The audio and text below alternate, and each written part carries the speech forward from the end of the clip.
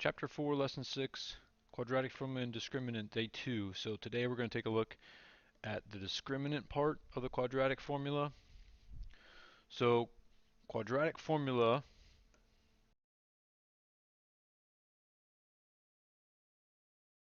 x equals opposite of b plus minus square root 4, b squared minus 4ac. So b squared minus 4ac all over 2a. So discriminant is the part inside the square root. That's what we're looking at just today. So the only thing we're worried about is that b squared minus 4ac. Now, here's a little chart. We'll take a look at each option that we have. So this discriminant can be used to determine how many real solutions we can have. So when we look at this first equation, okay, we have this discriminant here. So when I calculate that discriminant, it's giving me a negative 16. So if my answer is negative, okay, there's going to be 0 real solutions. So 0 real solutions here.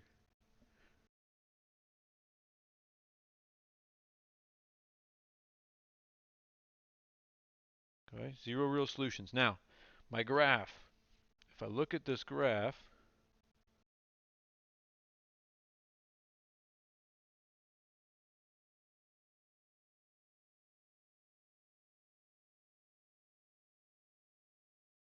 if I have 0 real solutions, remember, that's that graph that's either above the x-axis opening up or below the x-axis opening down. Because remember, those real solutions, okay, real solutions are right here on this x-axis.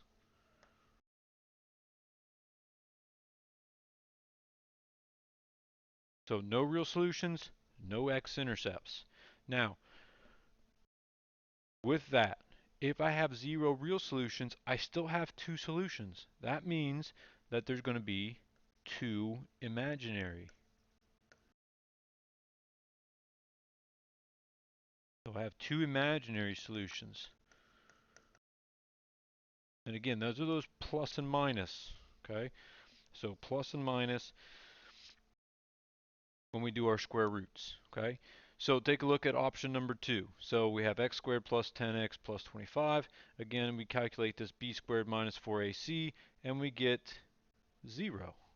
So we had that earlier in our last set of notes. Example letter C, we had a 0 inside that square root, and that gave us 1 real solution.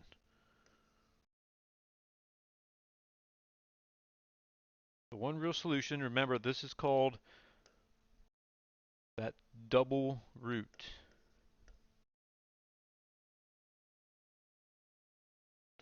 Okay, so that's that double root. So it's 1 solution that kind of acts like both. Okay, so it's the same exact value. Now, graph for that graph is either coming down and touching that x-axis at the vertex, or it's going to come up, touch that x-axis again at the vertex. And so I only have 1 x-intercept here. The last example then, last option we have, we get a positive number. So we plug in our numbers for our discriminant. We solve it, we get 33, positive number. This is going to give us 2 real solutions.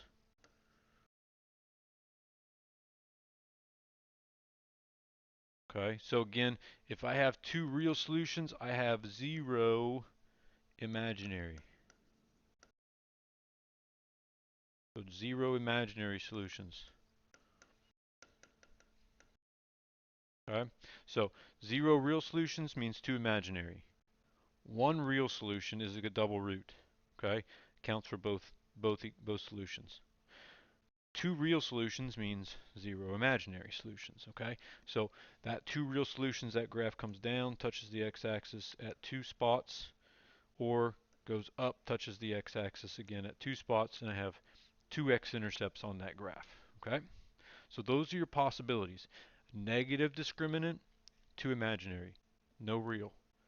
0 discriminant, 1 real, it's a double root. Positive discriminant, 2 real solutions and 0 imaginary solutions. So that's all we're looking at today.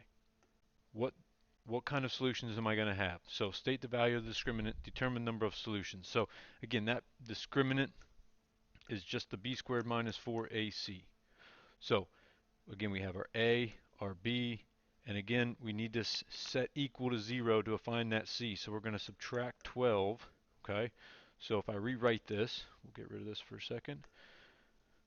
Minus 12 on the left side, so I have 3x squared plus 10x minus 12 equals 0. So a is 3, b is 10, c is negative 12.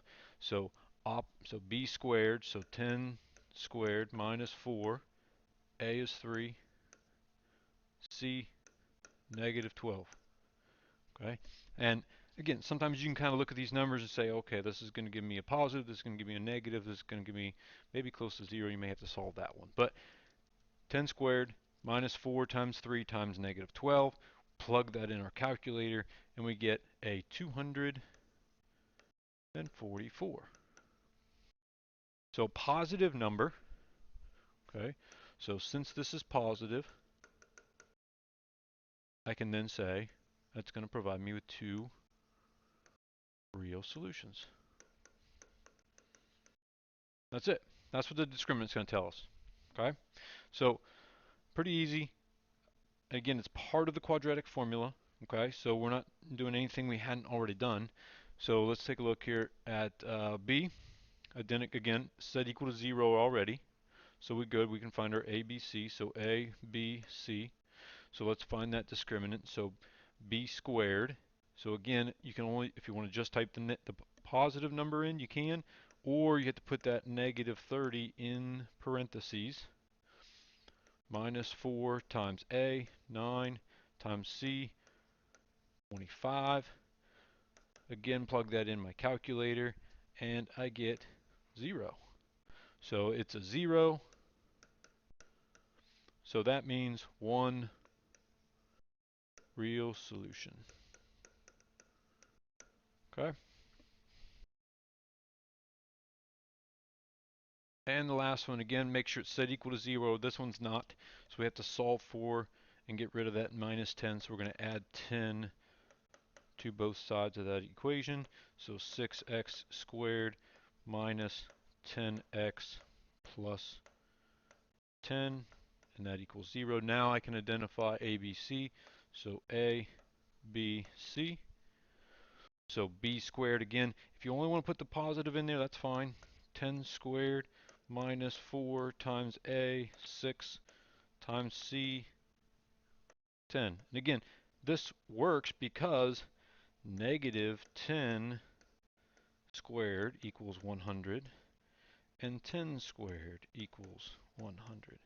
Okay, so the two negatives make positive, two positives make positive, and then you get the same answer. So however you want to do that, if you don't want to mess with the parentheses, you can only put the positive in there like we talked about with the quadratic formula. Okay, if you put the negative in, make sure that negative is in parentheses.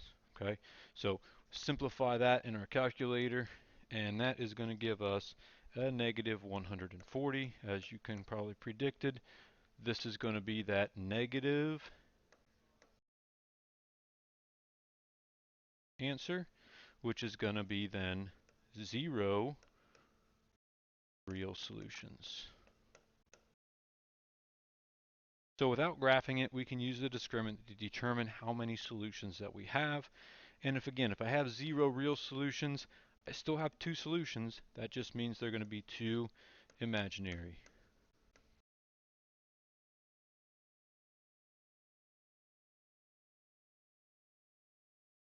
solutions. All right, so that's the discriminant.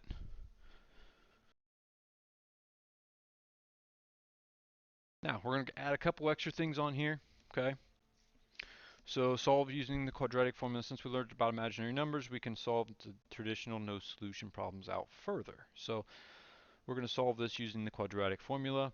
So opposite, so x equals opposite of b plus minus square root b squared minus 4ac all over 2a. We're going to plug this in. It's already set equal to 0. So identify a, b, c. So opposite of b, so we get negative 4 plus minus square root b squared minus 4 times a times c, all divided by 2 times a. So again, just like we did before, we're going to simplify this part in the square root here first. So I get negative 4 plus a minus, and square root here, this gives me a negative 40. 2 times 2 is 4. So now, just like we did with the square roots, negative square roots, we're going to take out and we're going to simplify this negative 40. Okay, so let's simplify this negative 40 here. So this is going to go up here. Again, we're going to take out that imaginary value. That leaves me with the square root of 40. What are my factors of 40? Again, you can use that calculator, prime factorization calculator, or you can just kind of factor it out. I have 4 and I have 10. 4 breaks into 2 times 2. 10 is 2 times 5. So those are my prime factors, 2, 2, 2, and 5. Again, pairs, square root, I need 2 of the same. So here's a set of 2. So that's going to come out. So I can rewrite this now as negative 4 plus and minus 2i.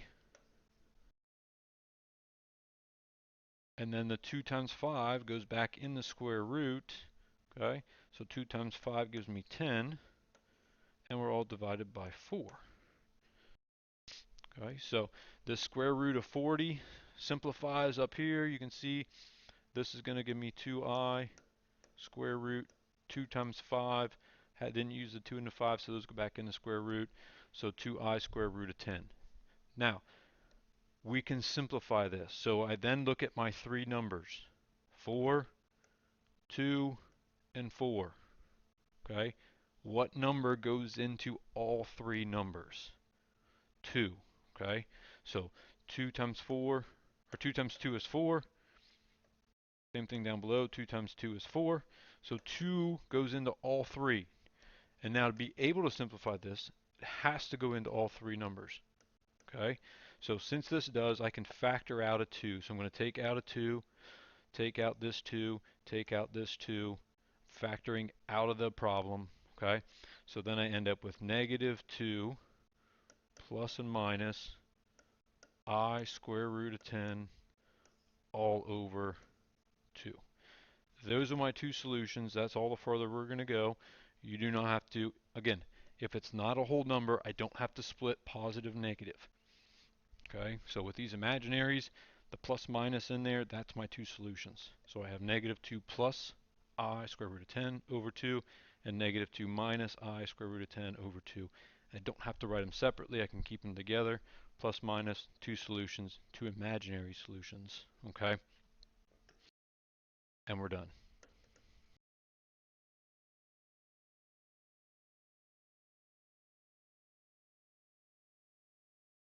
Okay.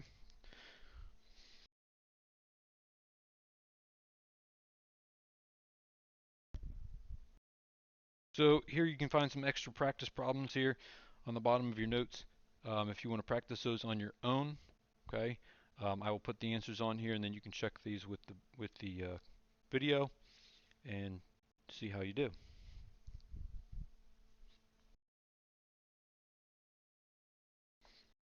So in the top, the discriminant was 32, two real solutions in number 1A. B, discriminant 0, one real solution.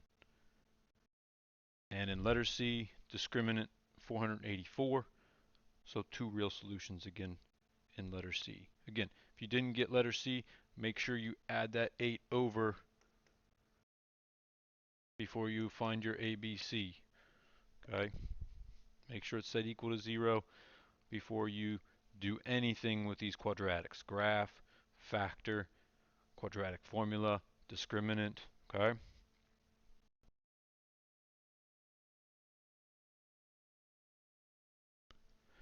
And then the last two, so you can see the setup here, 1 plus minus square root of 1 squared minus 4 times 2 times negative 15, all divided by 2 times 2. So that gives me 1 plus or minus square root of 121 over 4, which then simplifies into 13 over 4 when I split it, and negative 11 over 4 is my two solutions. In letter B, 6 plus or minus square root of 6 squared minus 4 times 1 times 21, all over 2 times 1. 6 discriminant then is negative 48, so 6 plus minus square root of negative 48 over 2. Negative square root of negative 48 breaks into 4i square root of 3. And again, simplifying, because 6 is 2 times 3, 4 is 2 times 2. We're factoring out those 2's. So that then leaves me with 3 plus and minus 2i square root of 3. And again, if 1 is in the bottom, I do not have to write it, just like in a whole number. All right, there's your notes for 4-6, day 2. You can see the practice worksheet there for your homework.